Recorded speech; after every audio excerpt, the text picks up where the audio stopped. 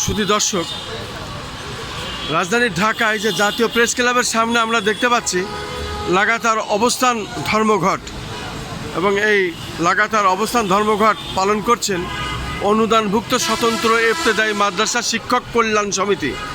এই যে আমি দেখতে পাচ্ছি অনুদানভুক্ত আবার স্বতন্ত্র ইবতেদায়ী মাদ্রাসা শিক্ষক কল্যাণ সমিতি। এখানে আমার প্রশ্ন আছে, যার জন্য আমি তাদের জিজ্ঞাসা করব, আসলে অনুদানভুক্ত তো আপনারা অবশ্যই আছেন, কেন আপনারা আবার এখানে এসেছেন? আপনারা এই বিষয়টা আমাকে একটু বিশদভাবে যদি বলতেন, কারণ এখানে লেখা আছে ব্যানারে অনুদানভুক্ত স্বতন্ত্র ইবতেদায়ী মাদ্রাসা শিক্ষক কল্যাণ সমিতি। অনুদান তো আপনারা পানি, অনুদানভুক্ত, তারপরে আবার আপনাদের এই লাগাতার অবস্থান ধর্মঘট কেন? নাম পরিচয় দিয়ে বলুন। আলহামদুলিল্লাহ, আমি হাফিজ মাওলানা আব্দুল হান্নান হোসেন, প্রধান শিক্ষক মুকসিদপুর স্বতন্ত্র ইবতেদায়ী মাদ্রাসা দোহার, ঢাকা, এবং আমাদের এই অনুদানভুক্ত শিক্ষক কল্যাণ কমিটির আমি সদস্য সচিব।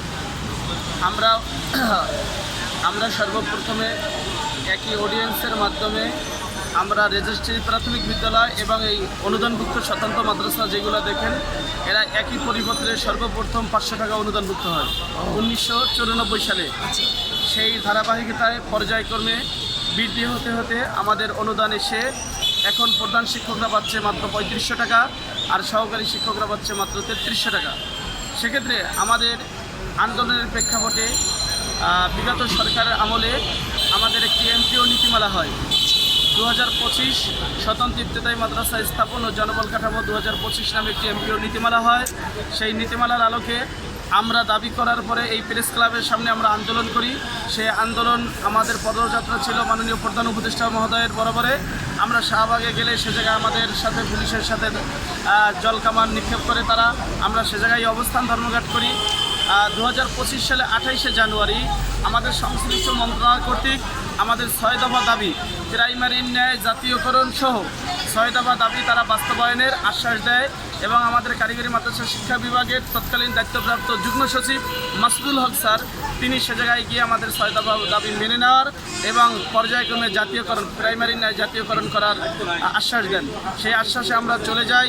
ঠিক ওই আলোকেই মাননীয় প্রধান উপদেষ্টা বরাবরে তারা প্রস্তাবনা পাঠায়।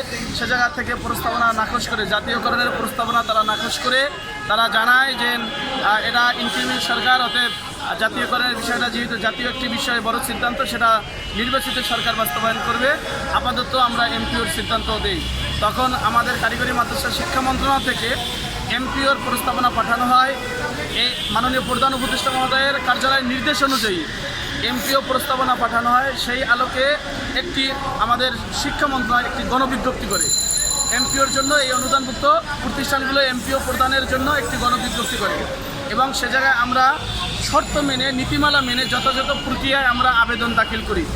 আবেদন দাখিল করার পরে 25 সালের নীতিমালার আলোকে সে জায়গায় 1089টি প্রতিষ্ঠান তৎকালীন সময়ের এমপিও কমিটির কর্তৃক যাচাই বাছাই করে চূড়ান্ত করা হয়, এবং এই এমপিও কমিটির চূড়ান্তকৃত এই মাদ্রাসাগুলো 25-26 অর্থ বছর থেকে আমাদের মাননীয় প্রধান উপদেষ্টা মহোদয়ের নির্দেশনা ছিল যে আমাদেরকে এমপিও দেওয়া হোক 25 সালের নীতিমালা আলোকে।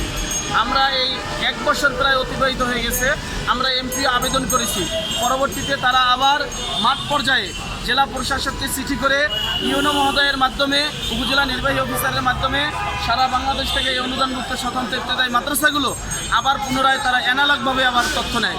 তথ্য নেওয়ার পরে আমরা সে তথ্য দিয়ে থাকি, কিন্তু সেই তথ্যের বয়সে এখন প্রায় 6 মাস অতিবাহিত হওয়ার পরেও 25-26 অর্থ বছরে এমপিও দেওয়ার নির্দেশনা থাকা সত্ত্বে আমরা যথাযথ বিধিবিধান মেনে এমপিও আবেদন করে এবং আদেশ থাকার পরও আমাদের এখন পর্যন্ত সংশ্লিষ্ট মন্ত্রণালয় আমাদের এমপিও একটা প্রতিষ্ঠানও বাস্তবায়ন করে নাই।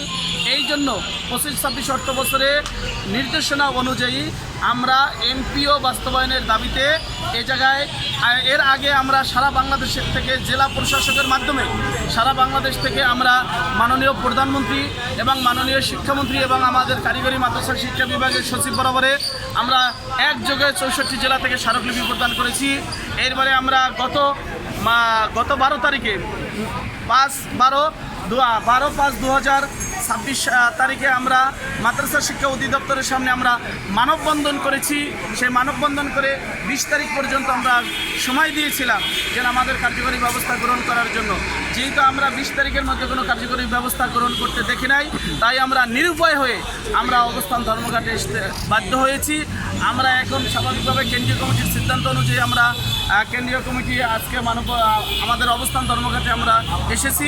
যদি এখনও এই অফিস খোলা ডেটের মধ্যে যদি আমাদের দাবি দেওয়া মেনে না নেওয়া হয় এবং এমপিওর যে আদেশ রয়েছে যাচাই বাছাই কমিটি কর্তৃক যাচাই বাছাইকৃত 25 সালের নীতিমালার আলোকে স্বতন্ত্র ইবতেদায়ী মাদ্রাসা যদি এমপিও বাস্তবায়ন না করা হয়, তাহলে আমরা এই অবস্থান ধর্মঘাট চলবে এবং ভবিষ্যতে আমরা আমাদের সংগঠনের সিদ্ধান্ত মোতাবেক এক এক সময় এক একটা আমাদের দাবি দেওয়া আদায় না হওয়া পর্যন্ত কর্মসূচি চলবে এবং এটা আমরা প্রেস বিজ্ঞপ্তির মাধ্যমে আমাদের সাংগঠনিক পক্ষ থেকে আপনাদেরকে জানিয়ে দেব। ধন্যবাদ। আপনাকে অনেক অনেক ধন্যবাদ। আপনাকেও অনেক অনেক ধন্যবাদ আমাদের এই সংক্ষিপ্ত সাক্ষাৎ দেওয়ার জন্য। আমি খন্দকার মাসুদুজ্জামান, জাতীয় প্রেস ক্লাবের সামনে থেকে, রাজধানী ঢাকা।